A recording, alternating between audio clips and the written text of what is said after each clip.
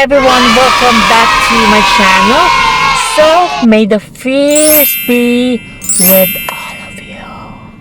Alright, it's Sunday once again and it's 3:35 in the afternoon and medyo gloomy ang weather natin. So, lately, for the last few weeks, hindi ako nag-appear sa vlog, but I've been vlogging, pero more of cooking tayo. So, ang nakikita niyo lang ang kamay ko and you can hear my voice, pero hindi ako nag-appear sa cam.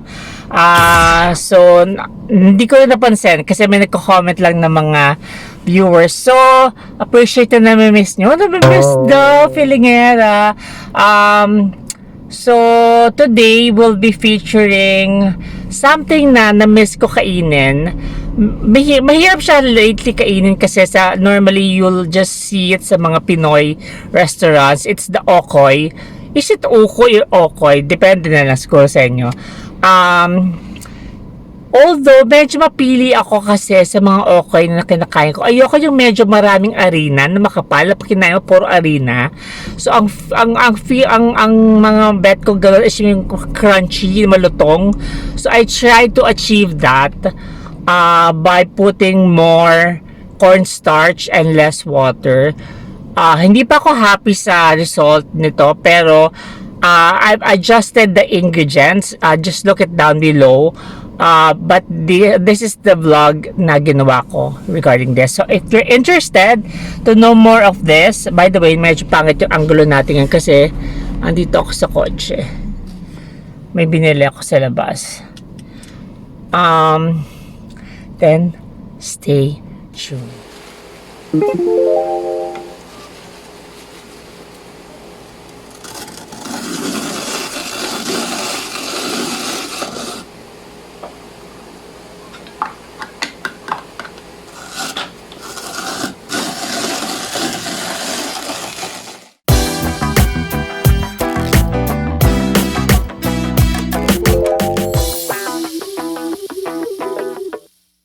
Alright, so this is the, finely stripped julienne na you have here. Ano nga to? Ang tawag dito? Kamote, sweet kamote. And then you have here the kalabasa, carrots. So, nakita nyo naman, I used the, I don't know what to call it. It's a gadget, kitchen gadget na nakuha ko sa Lazada. And you have here also the onion. So, pinagsama-sama ko na siya.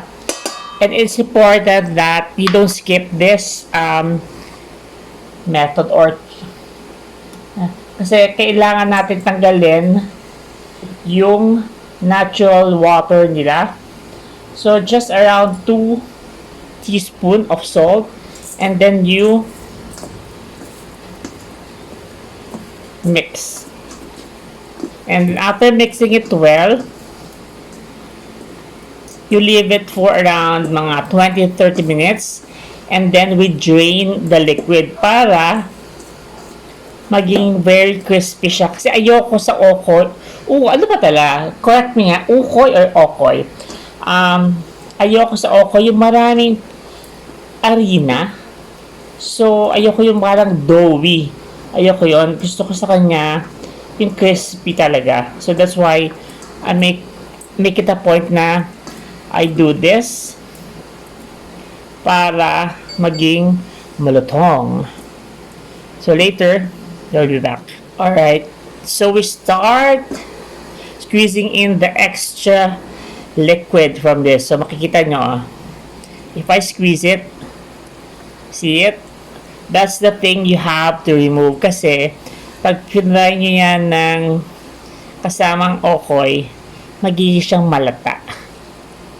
It's not crunchy. So, you make an effort to squeeze it. So, this is how it looks like after natin siya madrain. So, para siyang foam or tissue. Ganyan. So, you just spread it.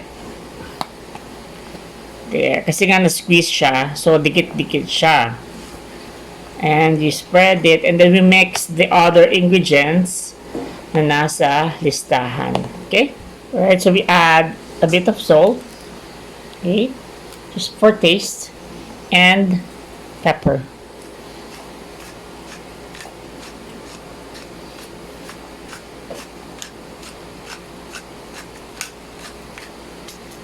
Alright, that's 1 cup of cornstarch. Okay.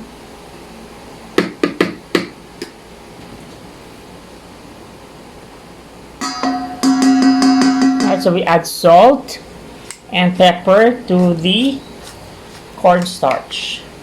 Okay. And then we slowly add water.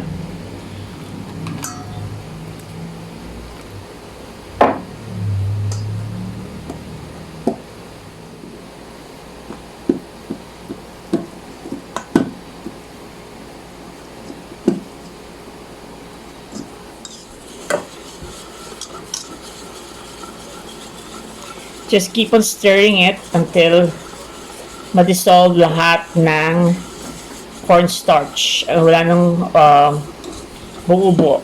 Okay? And it would be nice kung meron kayong whisk para ma-mix well siya to this consistency. Once that's done, you just add yung mga other ingredients nyo kanina na squeeze natin ng liquid.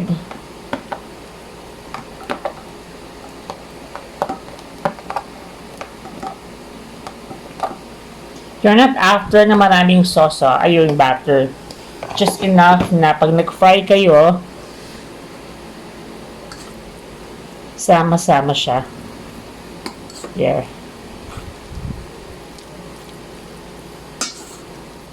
Now we start frying the okoy. Okay? And then, yung shrimp nilalagay ko lang sa itaas. Like that.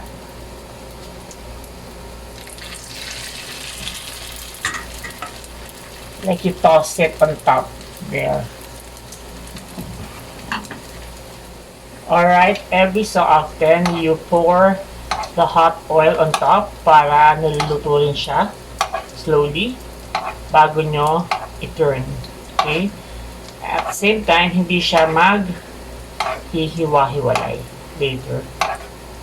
There. It's now beginning with contact or compact rather. Alright, so just finish the batch that you have. I think ito magagawa ako around 6 with the amount of ingredients that I have. And then, pag ilagay nyo, i-flatten nyo na siya. Okay?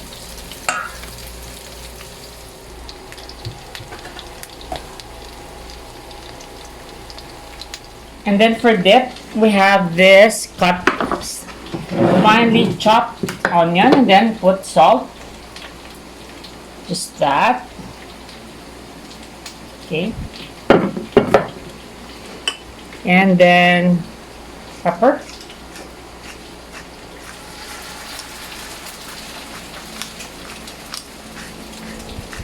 And then we put vinegar or suka. Your usual white vinegar will do. Alright, so we add the vinegar. There. And then my secret ingredients. Alright, so I put Knorr just for taste. Good half a teaspoon will do. Again, eyeball nyo lang.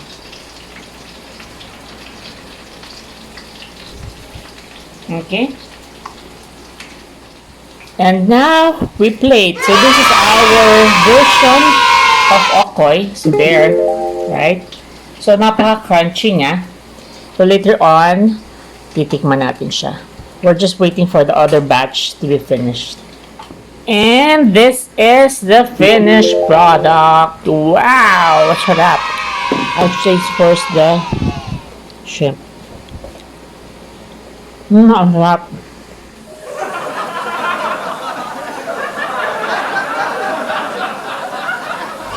Don't forget to subscribe and like this video. Bye!